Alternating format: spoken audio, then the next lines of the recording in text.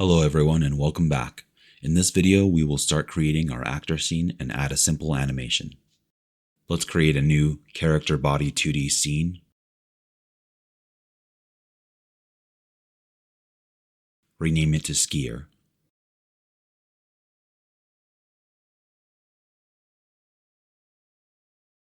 Let's add a sprite and call it Male Sprite. Duplicate that sprite and rename it to Female Sprite. Navigate to Assets, Art, Actors, and drag the skiboy.png into the texture property for the male sprite. Drag the skigirl.png into the texture property for the female sprite.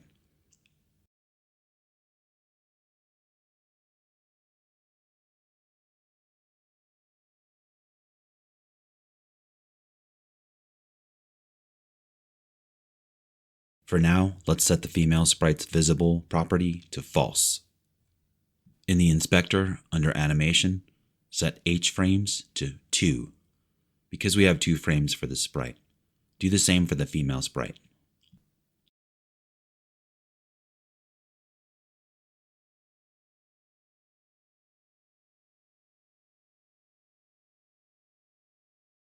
Let's save it in Scenes, Actors.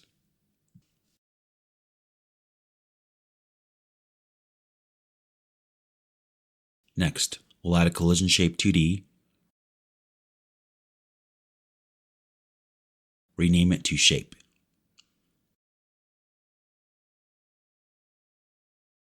Let's choose the rectangle shape and form it to the size of our sprite.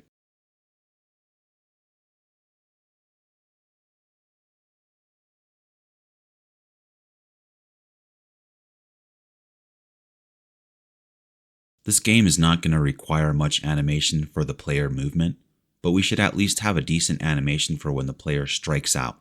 With a few simple animation techniques, we can make the player's demise seem juicy. Let's add an animation player to the scene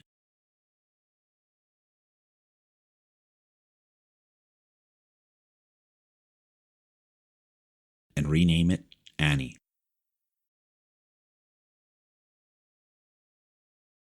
Start by creating a new animation and calling it Death.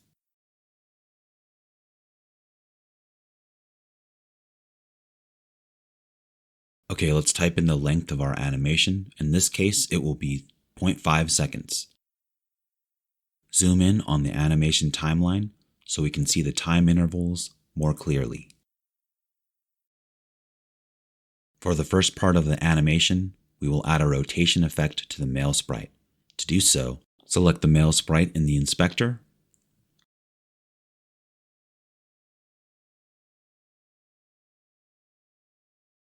go to Transform, Rotation, and click on the little key to the right of the rotation value. Then select Create. Now let's select the last point on our animation timeline and go back to the inspector and set rotation to 360. Then click the key again. And now our second keyframe is created. Let's go ahead and test the animation. Okay, cool, so it basically just does a 360-degree rotation, which is what we want. Next, we'll animate the scale of the male sprite so that it goes from normal size to invisible. First, let's select the beginning of the animation timeline. Now let's go back to the inspector to Transform, Scale, then add a keyframe. Let's select the end of the animation timeline, and back in the inspector, set Scale to 0 for X and Y, then key that frame.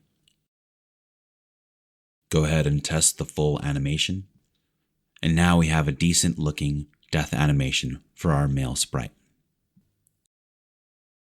To keep things simple, we will just repeat the same animation steps for the female sprite. But this way of doing things is inefficient. These extra steps we're taking here will hopefully help you get comfortable with the animation player, which is an extremely powerful tool in Godot. However, this animation will be handled differently in the refactor after this initial series.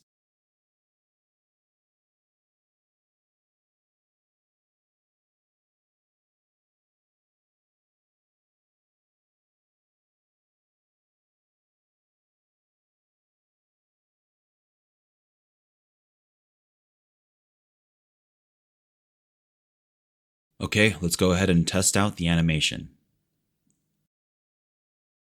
Looks good. Nice. Now we have our player scene created. In the following video, we will add some logic to the player characters.